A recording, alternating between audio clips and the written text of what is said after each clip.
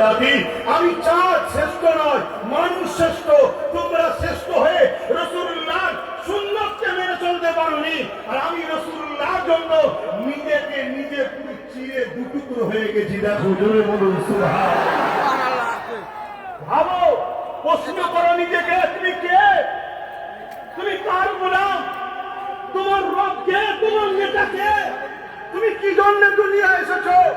তোমার কাজ কি আর কি করছো তুমি? তুমি তো দুনিয়ায় বাঁচতে এসোনি, তুমি তো এসেছো বাঁচাতে।